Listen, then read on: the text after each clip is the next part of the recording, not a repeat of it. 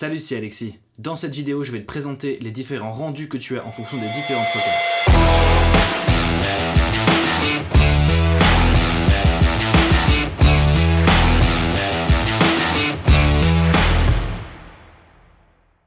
Avant d'acheter un objectif, il est très important de savoir quel rendu on veut avoir et quel rendu on aime, et donc il est important de savoir quel objectif a quel rendu. Alors pour rappel, il y a trois types de focales. Il y a les grands angles ou ultra grands angles, donc les 12, 14, 16, 20, 24 et 28 mm. Ensuite, il y a les focales standards, donc 35 et 50 mm.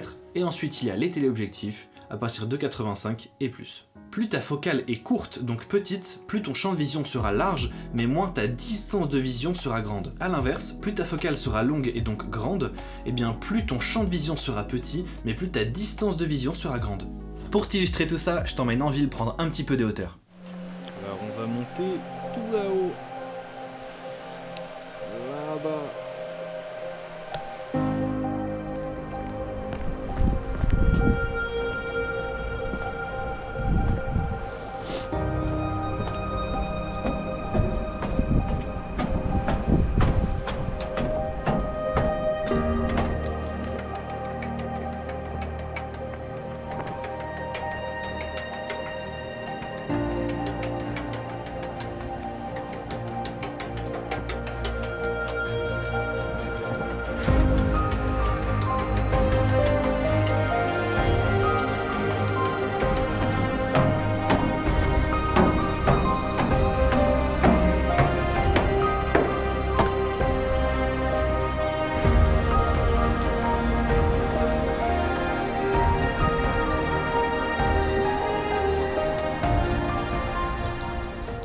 Je suis donc monté tout en haut de la Tour de la Liberté en plein centre-ville de Saint-Dié-des-Vosges et je t'ai fait des clichés de 14 à 210 mm pour te montrer la différence. Alors sur le premier cliché, donc au 14 mm, on peut voir donc qu'on voit la structure de la tour en premier plan, donc avec une certaine déformation sur les bords, et ensuite le bâtiment qu'on peut voir juste après en second plan paraît plutôt grand, et on peut voir donc que ça prend vraiment très large et que tout ce qui est au fond de l'image paraît vraiment très loin. Alors on passe maintenant au 24 mm où on peut voir toujours la structure de la tour.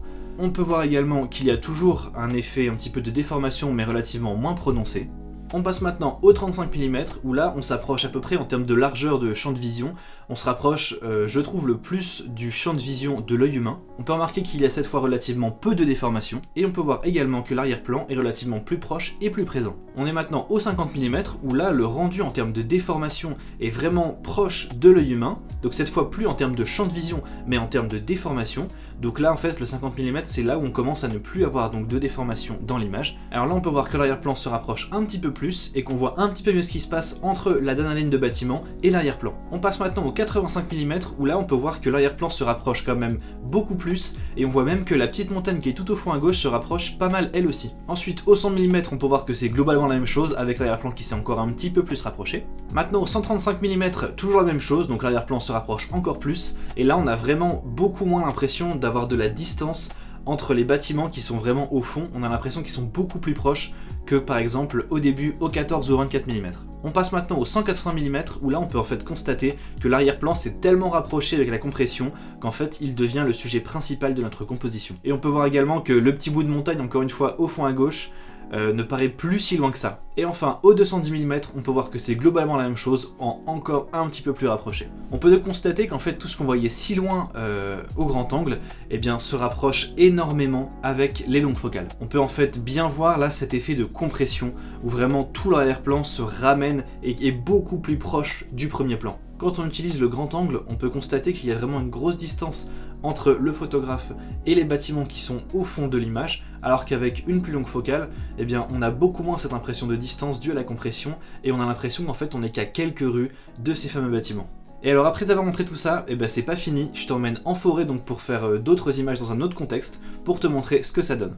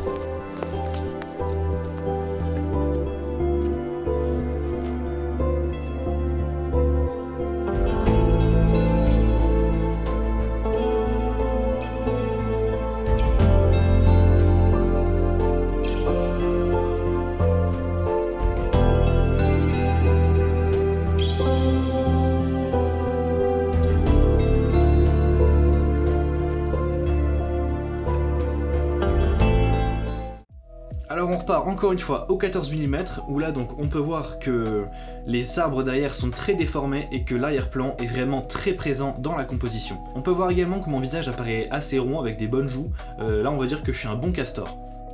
Au 24 mm, on peut voir que les arbres sont un petit peu moins déformés, mais toujours déformés, et on peut constater que même si c'est un peu moins, je suis toujours un castor. On arrive maintenant au 35 mm où il y a pratiquement plus de déformation, alors il y en a quand même.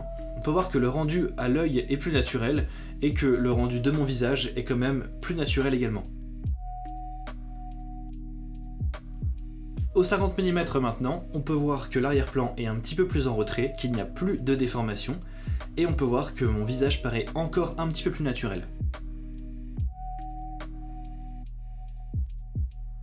On passe maintenant au 85 où c'est là que je trouve qu'on passe en fait un certain cap et qu'il y a tout de suite une plus grosse différence, donc on entre dans les téléobjectifs.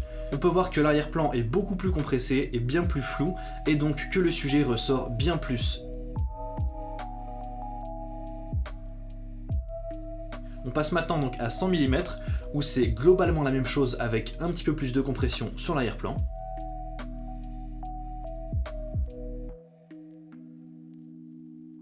Là ici au 135 c'est globalement la même chose encore une fois avec un petit peu plus de compression. On peut voir que les arbres se rapprochent toujours de plus en plus et qu'on peut voir, en fait on peut plus difficilement distinguer ce que c'est parce que le flou du coup est un petit peu plus prononcé. On passe maintenant au 180 où là c'est encore une fois la même chose avec l'arrière-plan qui est encore plus compressé, plus flou. On commence à avoir vraiment du mal à distinguer ce que c'est en fait tellement l'arrière-plan est proche. On voit en fait là par exemple qu'il y a de la verdure derrière, peut-être un petit peu des branches. On sait que on arrive à reconnaître en fait, l'œil voit que c'est des arbres, mais on pourrait pas trop distinguer quel type d'arbre ou vraiment si c'est un seul arbre en fait bien touffu ou si c'est vraiment une forêt derrière parce qu'en fait là vraiment tout se mêle en fait. C'est vraiment, tout est compressé et c'est un petit peu plus compliqué donc de savoir ce que c'est, même si on arrive quand même à déceler le contexte et ça encore une fois fait plus décrocher le sujet de l'image. Et enfin au 210 c'est encore une fois la même chose avec plus de compression. Par contre cette fois-ci je suis désolé, la nuit est quand même assez vite tombée donc du coup l'image sera peut-être un petit peu granuleuse, je m'en excuse par avance.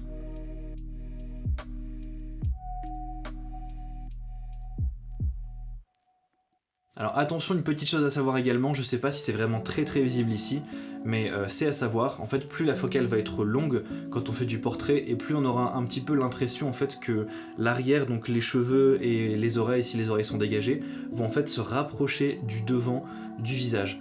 Donc ça peut des fois donner un petit peu un effet pas forcément très voulu, c'est pour ça que des fois on s'arrête au 85, au 100 ou au 135 mm. On peut aller à 200, hein, j'ai déjà fait des super portraits à 200, mais voilà, faut faire attention si on n'aime pas ce rendu, ce petit effet qu'il y a là, des fois ne pas trop pousser dans les longues focales. Donc alors pour résumer, si tu veux une focale plutôt large, donc un grand angle, et que tu n'es pas forcément embêté par la déformation, et bah là libre à toi, tu as vraiment un grand choix. Si maintenant tu veux quelque chose d'assez large mais que la déformation te gêne un petit peu, et bien là je vais te conseiller de prendre un petit peu moins large, donc de pas dépasser en fait, de pas aller sous les 24 voire 28. Après si c'est pour de la photo bien entendu, même si tu prends un 20 mm, tu auras la correction de ton objectif que tu pourras appliquer sur Lightroom, donc c'est entre guillemets un faux problème. Mais des fois il y a quand même l'effet en fait du grand angle qui est visible même si tu corriges ces déformations. Donc si tu n'aimes pas trop les déformations, je te conseille vraiment de ne pas descendre sous les 24 mm. Ensuite, si tu cherches, on va dire, l'angle de vision le plus proche de l'œil humain, je trouve que le 35 mm se rapproche vraiment le plus de la largeur en fait de notre vision. Après, si tu veux un rendu légèrement plus serré, et où là, au niveau des déformations, donc pas au niveau du champ de vision, mais de la déformation, tu veux être plus proche donc du rendu de l'œil, là je te conseille le 50 mm. Si ensuite tu veux plus isoler des éléments cadrés serrés ou avoir plus de compression dans ton image, là je vais te conseiller donc 85 ou plus, donc finalement un téléobjectif. Et donc là, encore une fois, c'est toi qui vas choisir donc quel en fait pourcentage, on va dire, quel degré de compression tu as envie d'avoir, parce que du coup, comme je t'ai montré, plus ta focale va être longue et plus tu auras de compression. Alors après, bien entendu, tu peux faire de tout avec à peu près n'importe quoi. Si par exemple tu aimes les portraits à l'ultra grand angle avec des grosses déformations, et bah franchement vas-y, fais-toi plaisir. En fait, les règles sont là vraiment pour te guider, mais après libre à toi de les suivre ou non. Alors tu connais maintenant les rendus des différentes focales, je t'invite maintenant à expérimenter un maximum, à voir ce que tu préfères au niveau du rendu. Si tu n'as pas le matériel, essaie de te le faire prêter ou d'en louer si tu ne sais vraiment pas du tout vers quoi aller. Et puis ce que je peux t'inviter aussi à faire, c'est de regarder et d'analyser en fait les travaux d'autres photographes ou même de regarder des films par exemple, d'essayer de voir en fait avec quelle focale, je te dis pas par exemple d'essayer de voir si ça a été fait avec un 35 précisément ou plutôt avec un 30, parce que dans les optiques de cinéma, des fois il y a vraiment des focales qui sont un petit peu entre des focales qu'on a l'habitude de voir. Il y en a par exemple qui sont toujours au 21 mm, c'est très précis comme truc et en photo je suis même pas sûr que ça existe d'avoir un 21 mm. Mais c'est vraiment d'essayer en fait de voir si c'est plutôt dans une plage standard, dans un téléobjectif, ou alors plutôt du grand angle ou de l'ultra grand angle. Parce que là déjà en fait tu vas entraîner ton œil à voir donc les rendus différents, et puis tu vas tout simplement à force voir ce que tu préfères, voir ce que tu aimes voir en fait ou non. Et puis en fait c'est grâce à ça ensuite que tu vas savoir vers quoi t'orienter. Ou alors ça peut aussi te montrer différentes façons de travailler et peut-être t'ouvrir de nouvelles voies créatives. Et bien voilà, c'est tout pour cette vidéo. J'espère comme d'habitude qu'elle t'aura plu. Si tu as des questions, n'hésite surtout pas à me les mettre en commentaire. N'hésite pas également à venir ajouter des informations que je n'aurais potentiellement pas dit. Dis-moi aussi d'ailleurs quel rendu tu préfères, si tu es plutôt téléobjectif ou si tu es plutôt grand angle. Ou si tu as vraiment une focale bien précise que tu adores utiliser, et ben je serais très curieux de savoir ce que tu utilises tous les jours. Donc n'hésite surtout pas à me le dire en commentaire. Je te dis à plus tard dans une prochaine vidéo, et n'oublie pas, se former c'est bien, mais sortir shooter, c'est tout aussi important.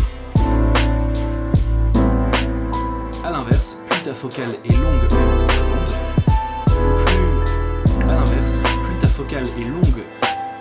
A l'inverse, plus ta focale est longue, donc grande,